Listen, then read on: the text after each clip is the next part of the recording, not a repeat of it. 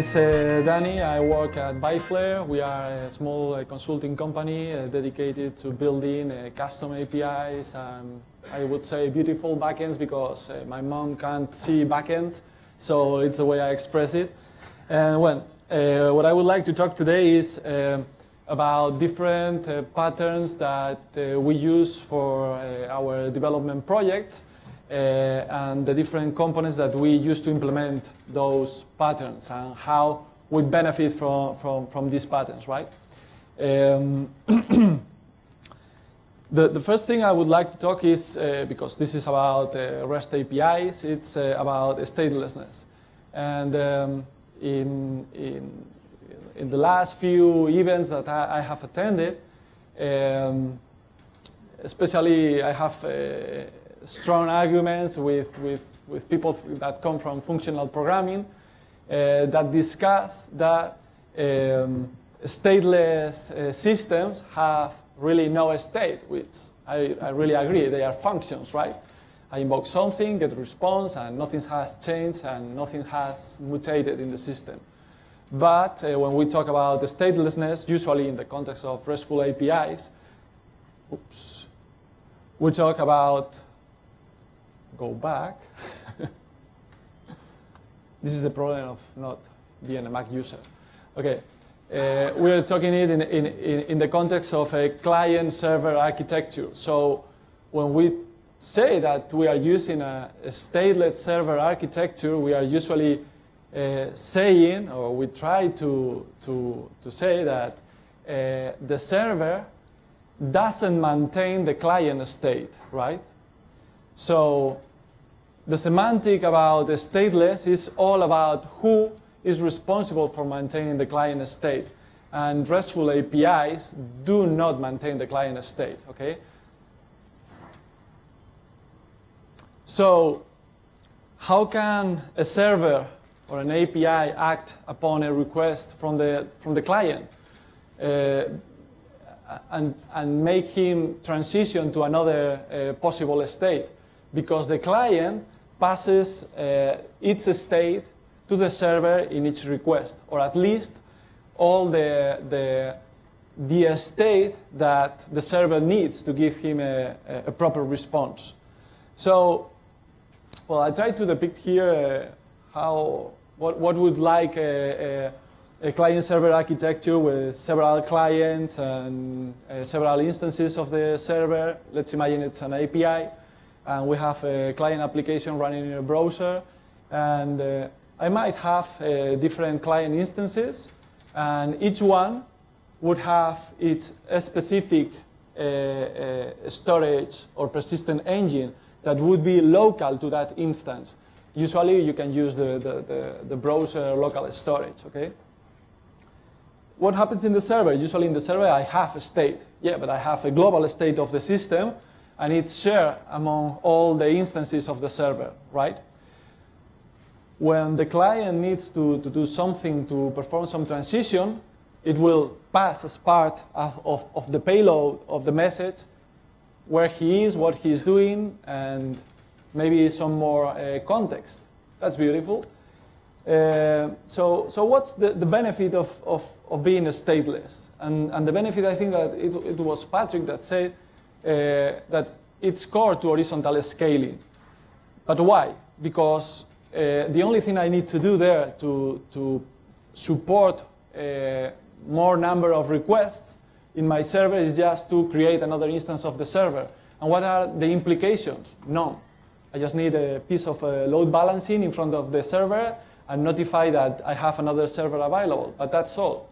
I mean, requests from the client are not bound to a specific server. I can set it to any of the servers, and it will work. So that's why REST APIs, assuming that they are stateless, are a very good approach to developing scalable systems. What we usually do is decompose whole systems into specific services, and all these services are REST API that communicate with each other. So in the previous slide, I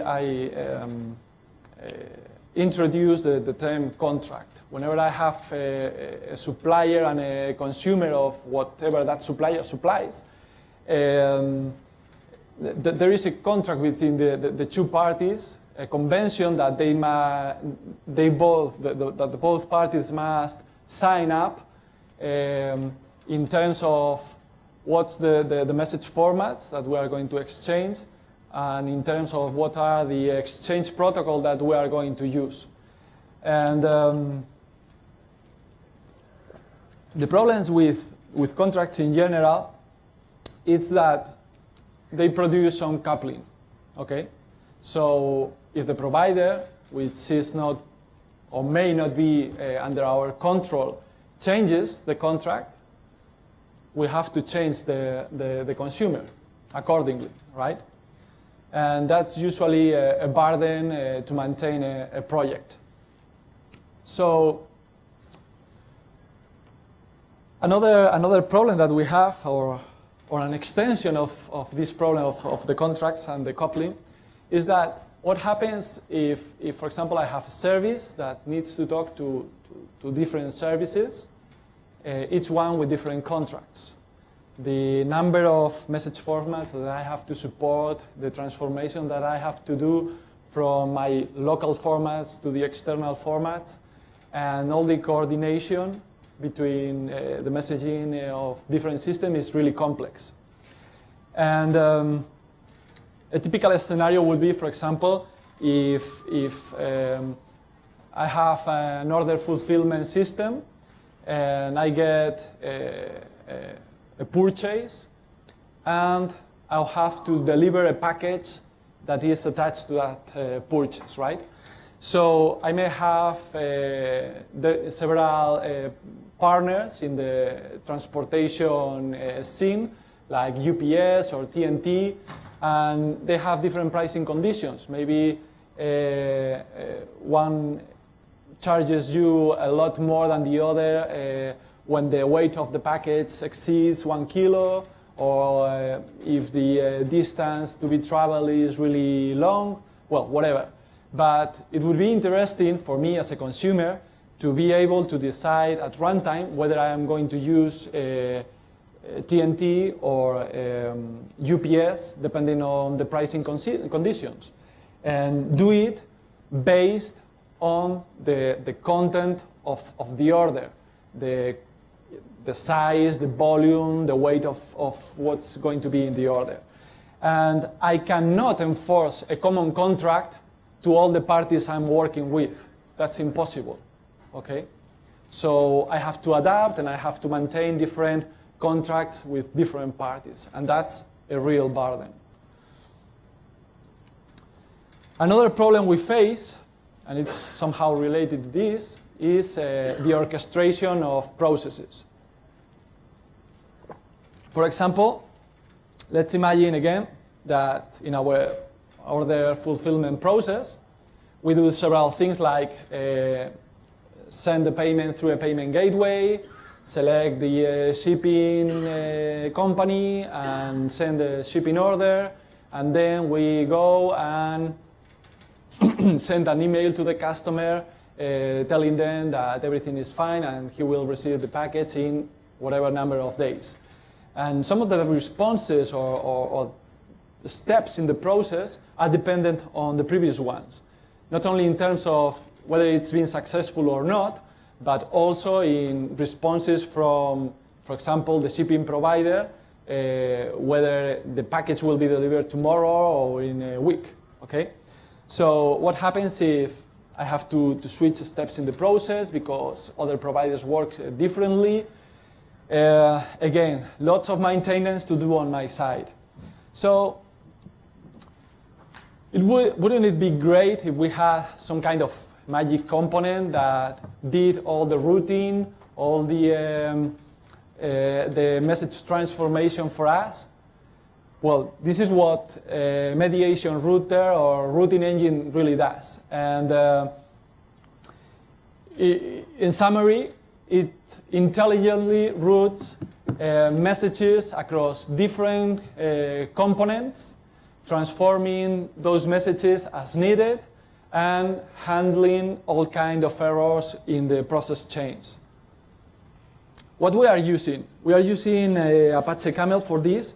We work in JVM stack, technology stack, usually Java or Groovy with Spring.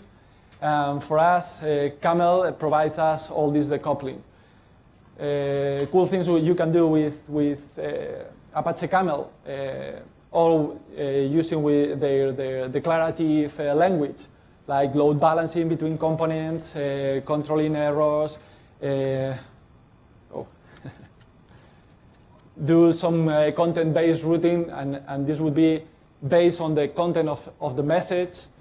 Do dynamic routing based on condition on the entire system, like things like I look up in the database, and based on the state of the system, I route a message to one end or the other, whatever.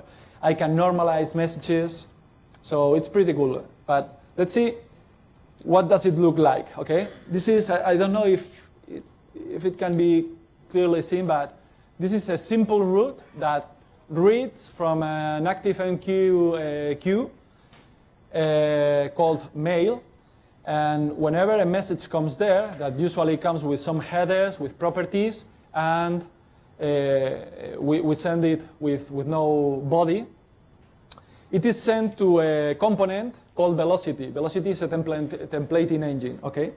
So the templating engine takes the headers in the message, which have information like what template you want to use. You will use, for example, one template when you welcome people in your platform, another when you send an order fulfillment email, whatever. So you run this template with the parameters that go in the headers, and you generate a body. And then the result is another message that is passed to an SMTP component capable of sending the emails, okay? So you can then compose routes based with other routes and put some intelligence in that, but it's pretty simple to work with Camel. But Camel falls really short in some aspects, especially if you want to implement things like async communications or publish-subscribe communications. So you need another layer providing those qualities, those properties.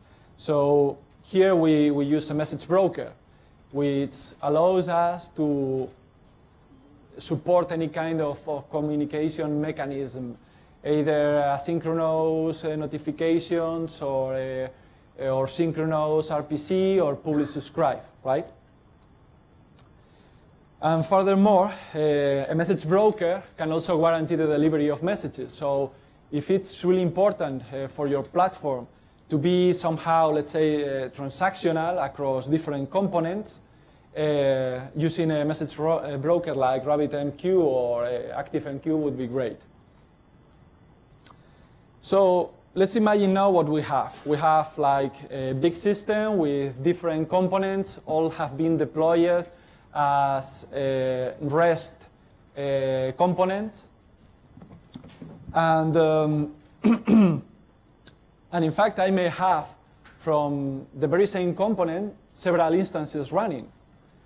And the problem here is, how can I find a new instance of each component and do it dynamically? Oops. Sorry, guys. Oh, my God. OK. No problem. So we need a service registry. What's a service registry? It's just a directory of services. It provides a level of indirection where, by the name of a service, we can locate the URI where the service is located. This is the IP or hostname, the port. So each service that is bootstrapped in our platform registers to the service registry and sends continuous heartbeats saying that, hey, I'm alive, I'm healthy, and I'm still working, okay? And our consumers use like a delegate REST client that when you specify the name of the service that you want to attack, it automatically connects to the service registry. It resolves the name of this registry to a URI and then performs the request. Okay? Here we are working with Netflix Eureka because it really fits very well into our technology stack. And we will see a code sample so that we can have a look of how easy this is to implement. Let's take a look inside this REST client and what's there, right? So whenever I try to perform a request against any service in my platform, the request comes into this REST client, and the first thing I do is resolve the URI, as I told you, right? And what I do is also save all the available instances of a specific service that I have already looked up in a cache. What for? Because if the service registry falls, I can still call the other providers, okay? So that the service registry is not a single point of failure. But how can we load balance a request between the different instances of a single component? Well, we need a client load balancer. Netflix provides us with Ribbon. And it's great because it supports many kinds of policies for load balancing. And well, there's not much to say here. Well, the next thing we have to deal about is about failure. When we have an ecosystem of loosely coupled REST services, if one fails and someone is consuming that service, errors can get propagated across all the network of loosely coupled services, right? So you can end up with an error showing up somewhere where you don't really want to be shown. And here there is the circuit breaker pattern that is also implemented in the Netflix ecosystem by Istrix component. And it's also part of the REST client that they provide. So, for example, if I have to make a request and I have already resolved the URI and I have already checked the different instances and load balance between those that are healthy, even if I followed all those steps and checks and my request fails, the Istrix component, the circuit breaker, will do several things. One is that it will provide a callback or fallback function that will handle the error. And second, it will start a counter of the errors that particular service is generating. And you can completely close the circuit so that service is never called again in certain interval of time if this counter reaches a certain threshold. So it's great because you are not overloading your infrastructure with messages that are known to fail. And on the other hand, it's providing you fallback mechanisms to handle all kinds of errors. So what does this look like in terms of code? Well, this is a very, very simple example that it's ideal to illustrate. This is just a declaration of a Spring Boot application that would be published as a REST API. And the only thing you have to do is just say that I want to enable the discovery client and the circuit breaker. That's all. How does our REST controller look like? Let's suppose that I have an endpoint called consume that consumes some kind of service in another point of the network, right? So the REST template, which is, you will see like, whoops, here it's declared as load balanced with an annotation. I just provide a URI, which is somehow fake, with the name of the service, a logical name, okay? It's not a real URI.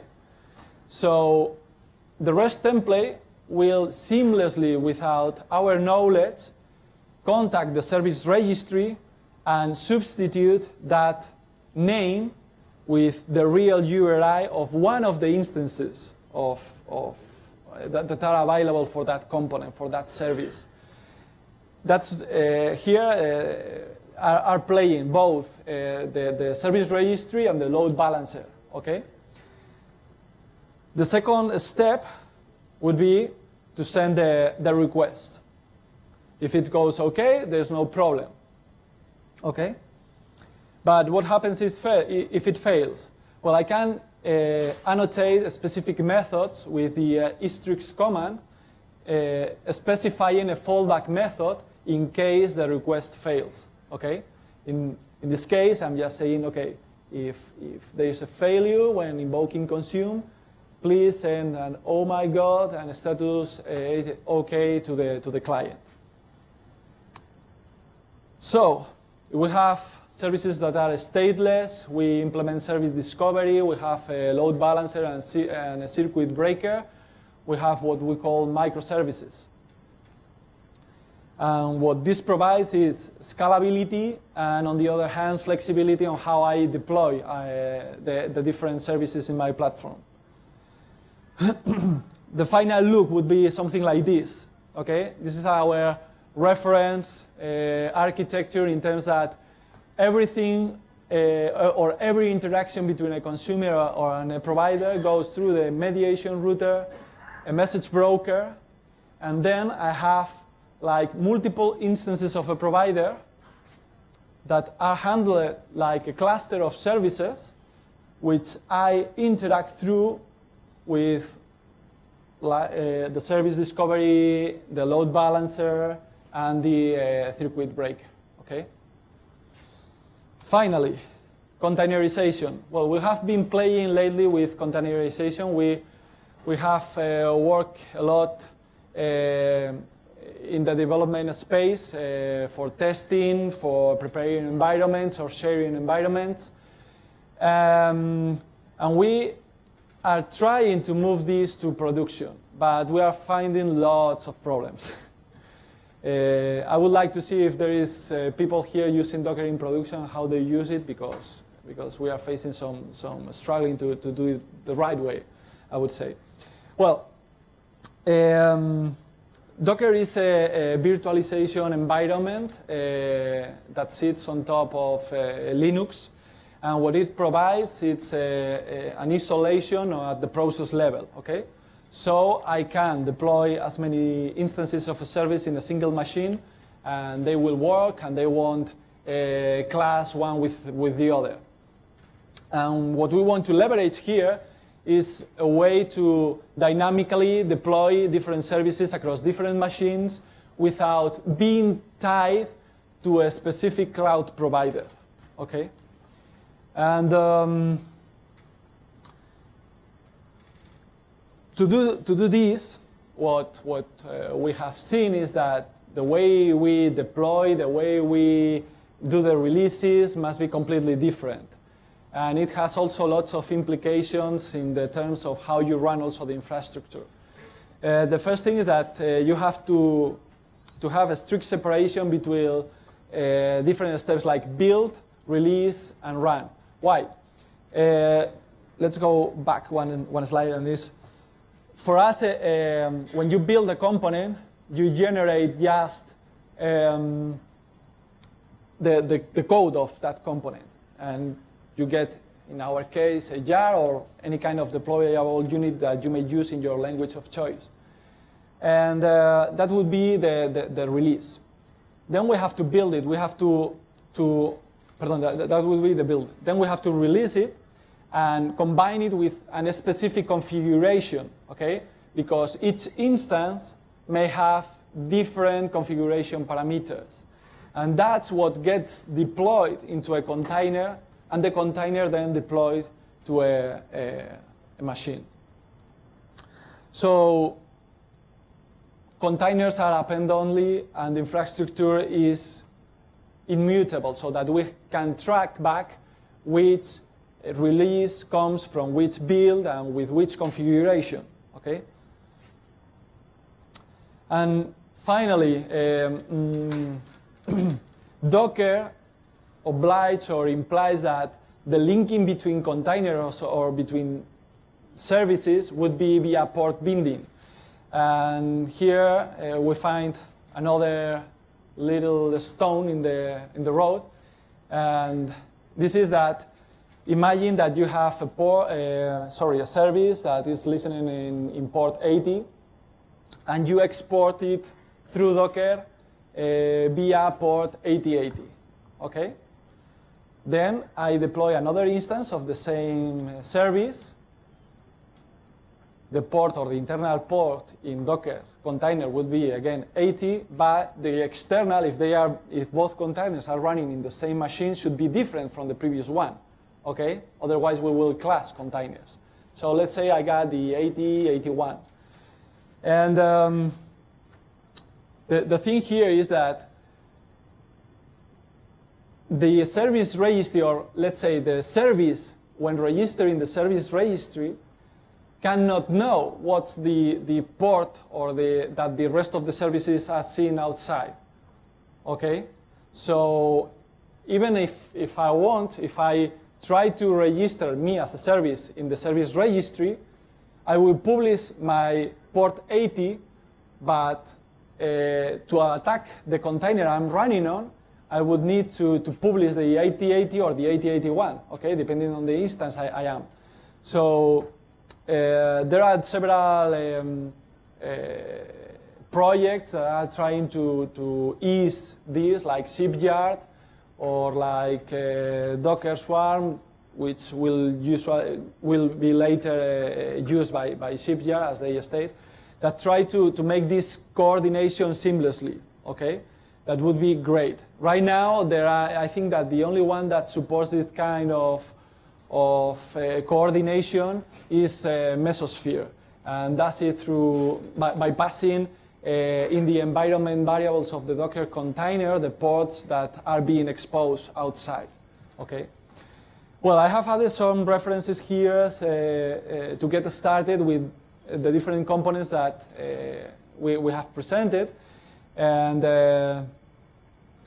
I will try to add more by the end of the API days, so that when the presentations get published, you get all kind of collaterals that you can investigate on your own.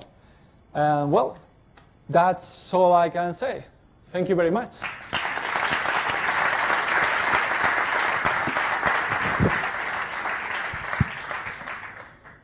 So, few questions before lunch. They want to go lunch. Yeah. So, we have one question there. Sorry.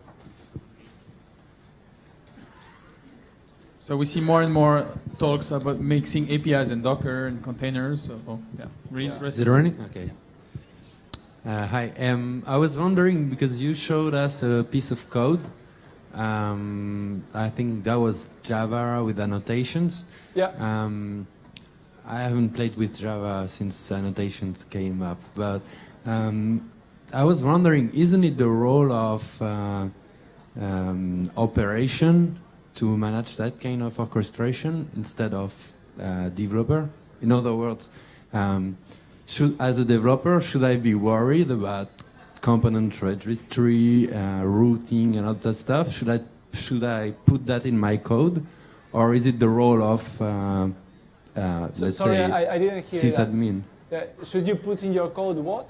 Because in the piece of code you showed us there were some decorators. Yeah. Regarding registry or routing and stuff like that.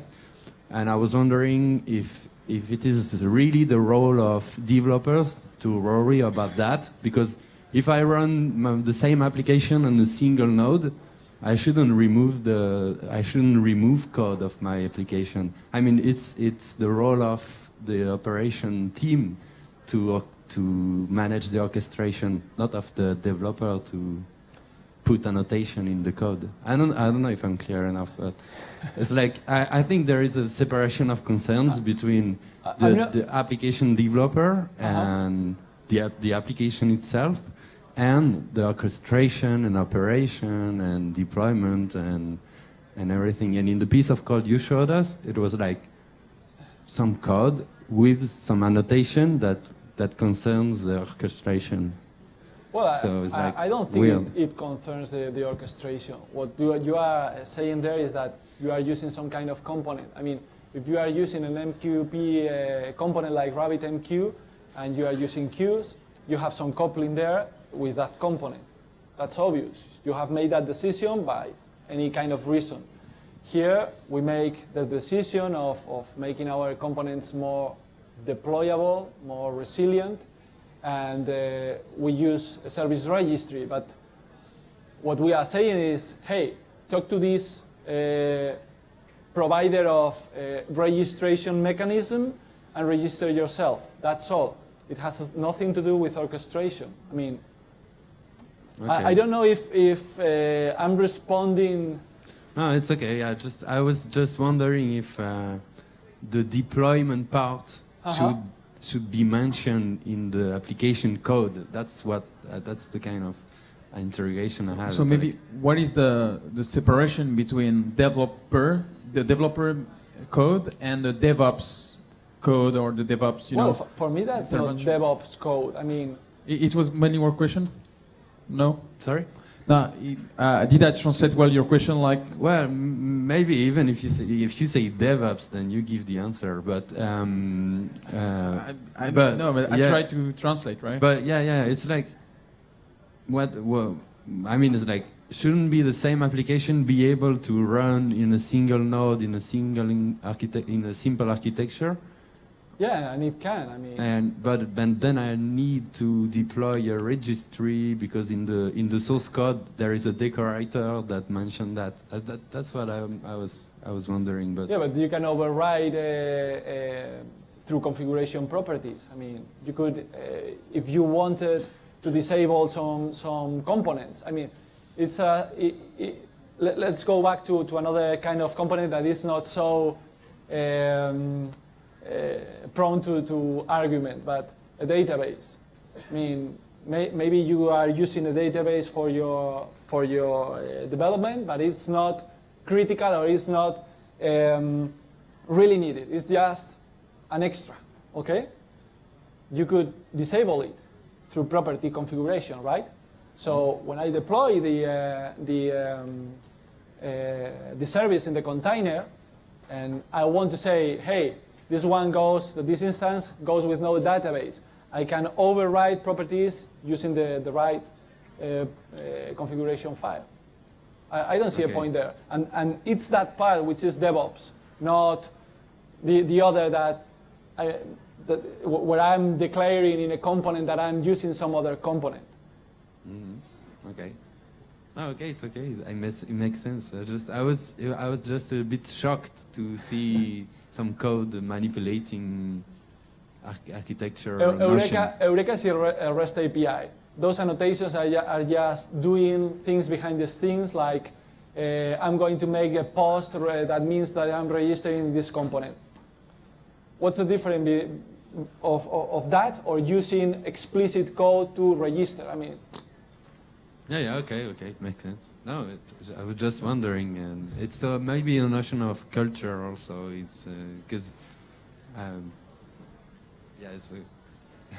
Okay, we can talk then later. Yeah, sure. So, thank you, Daniel. Okay, thank you very much. Just 20 seconds so applause first.